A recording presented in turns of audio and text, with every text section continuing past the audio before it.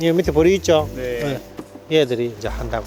호르몬제로 가지고 수정을 한다는 것은 자기가 준비가 안 됐는데 강제로 수정을 시킨단 말이에요. 좋겠어, 기분이 안 좋겠어요? 과연 제철 음식 그런 말을 붙일 수 있을까?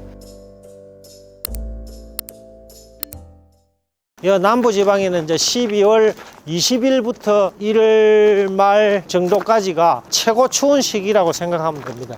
감기 안 걸리게 온도 유지하고 난방, 히터 부를 때도 그것이 열이 보존되도록 보온 담요 같은 거 비닐 빵꾸 난데 틈새가 있는지 없는지 그런 걸 메꿔주고 관리하고 이런 것이 최고 중요한 일이라고 하겠습니다.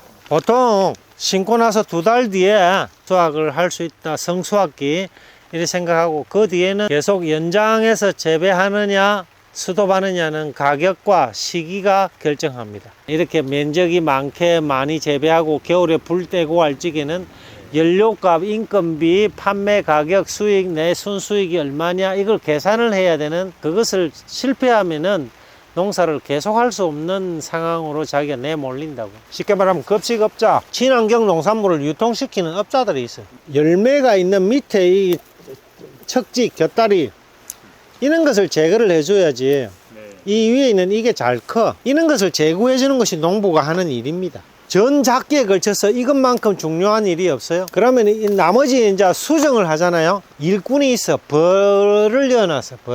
벌통이 이게 최근에 놓은 거고 이게 이제 그 전에 놓은 거고 보통은 이제 한 달 정도 수명이 가요. 벌 소리 나죠? 네네네. 이 밑에 벌이 있죠? 네. 얘들이 이제 한다고. 그 수정약이 있습니다. 호르몬제로 가지고 수정을 한다는 것은 자기가 준비가 안 됐는데 강제로 수정을 시킨단 말이에요.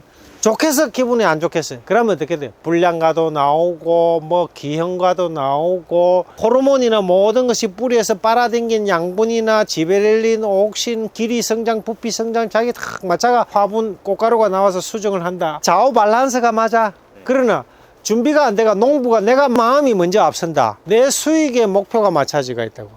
그럼 그런 걸 먹으면 어떻게 돼요? 안 좋아요, 분명히. 모양은 똑같아 하더라도 그 내용물이 달라. 수정이 안 되면 뿌리고 이런 거 있습니다. 그 시기에 그 팔면 돈 주니까 하는 거예요. 과연 제철 음식 그런 말을 붙일 수 있을까? 식물에게 있어서 열매는 새끼하고 똑같거든. 이 씨앗을 퍼뜨리는 것이 목적이라고.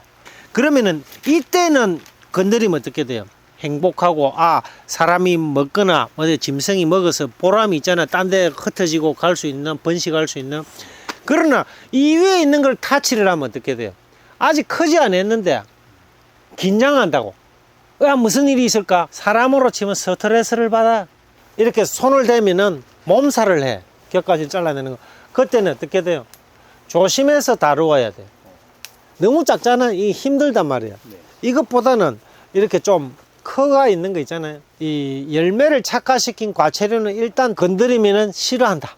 고추 18도 뭐 이런 것처럼. 그러면 18도 밑으로는 다 죽느냐? 그렇지 않습니다.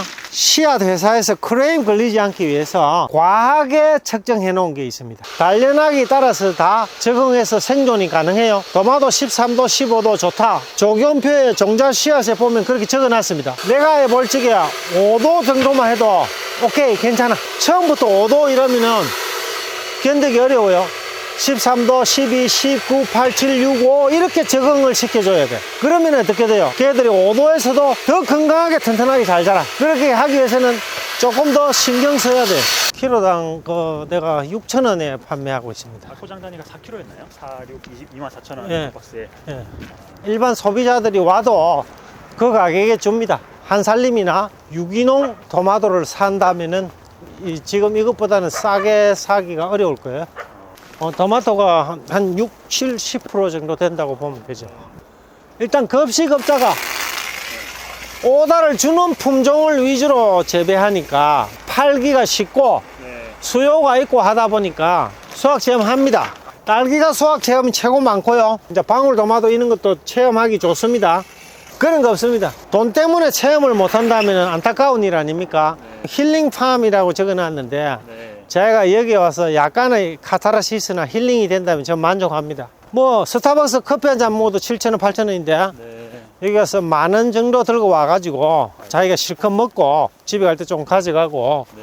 뭐 그러면은 자기 어떤 정신 건강에 참 좋습니다. 이게 며느리하고 손주하고 할매가 왔는데 네.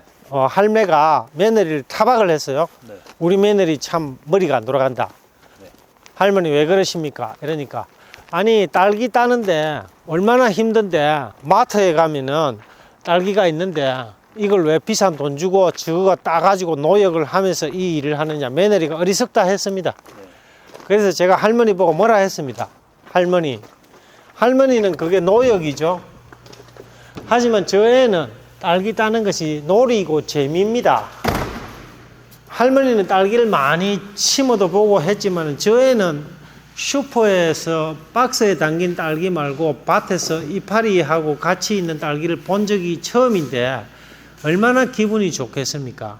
어떤 오락보다도 추억을 합니다. 엄마하고 이 딸기 따러 갔을 적에 딱 보고 맛있었어. 그러면 정서상 얼마나 좋겠어요. 교육상. 그래서 며느리가 현명하십니다. 이건 4kg짜리인데 8kg까지는 가격이 똑같습니다.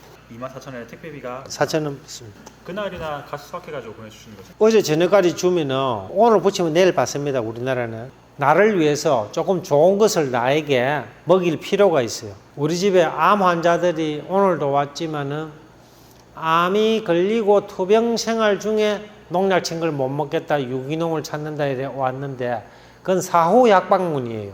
건강하실 때 좋은 것을 찾아서 좀 비싸게 주더라도 그것을 구입을 해서 자시는 것이 우리 집에 거 안 잡사도 돼요. 다른 거라도 깨끗하고 신선한 것을 가려서 먹다 보면은 병원을 멀리하고 약을 멀리합니다.